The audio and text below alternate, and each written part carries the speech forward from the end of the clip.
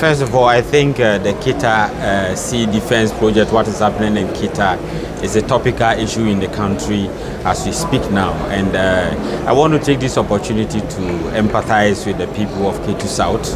We sympathize with them. What is happening is not a pleasant situation.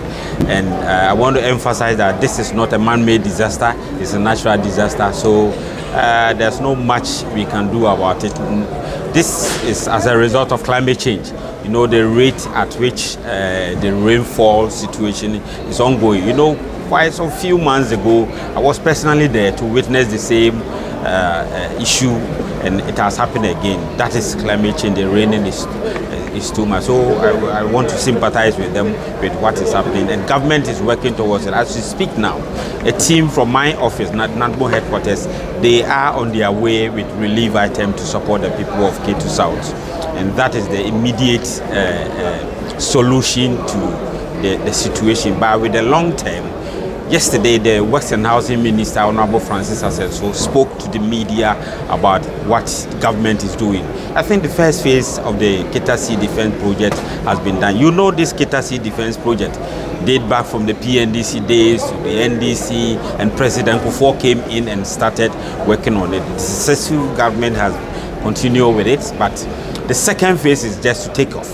and the minister spoke about it. And we strongly believe that when the second phase is done, there will be no such problems again. That's why we must all pray to support the government to move on with the second phase of the project. And what briefing have you received? How many people have been displaced?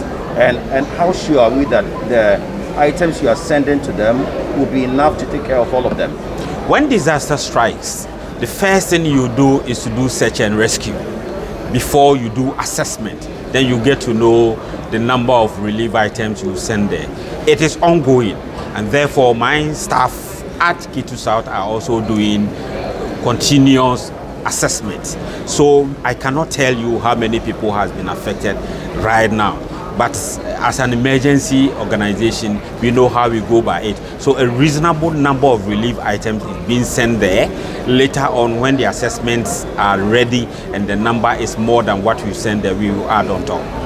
Beyond the relief items, what is the long-term measure NADMO is implementing to help the people in the case? NADMO cannot implement any long-term, take any long-term decision.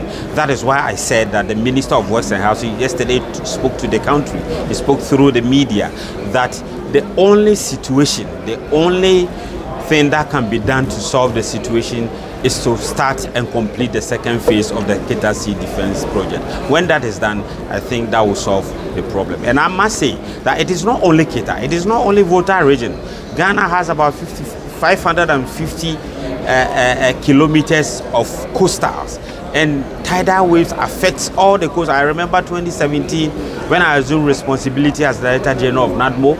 I traveled from the Volta region, the Greater Accra, Central and Western, all the coastals, the tidal waves were everywhere.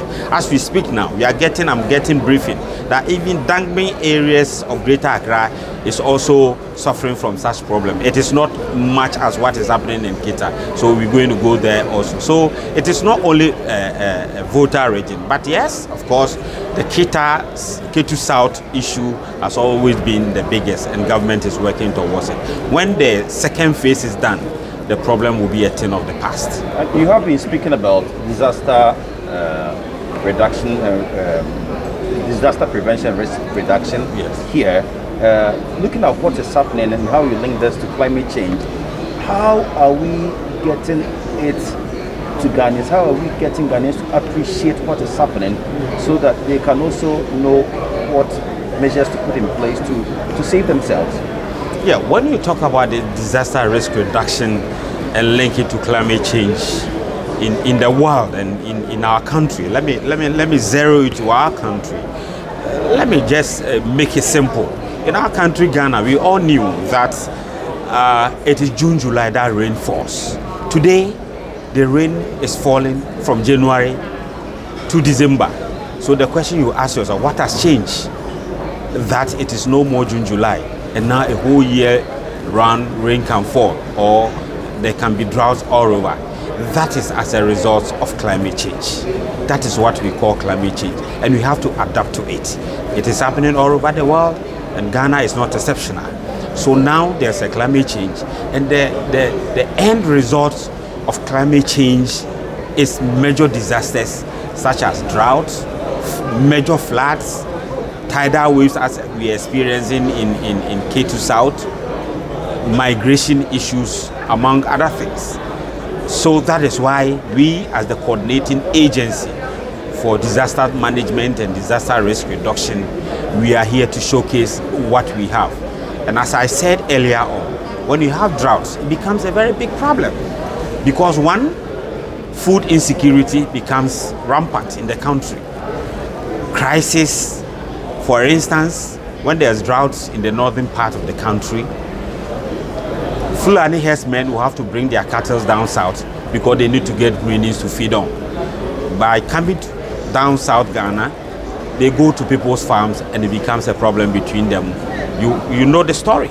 Sometimes people get dead as a result of Fulani herdsmen fighting with our farmers and other things. In Afram Plains areas, in Asante Achim areas, among other places you know. So these are all problems as a result of climate change.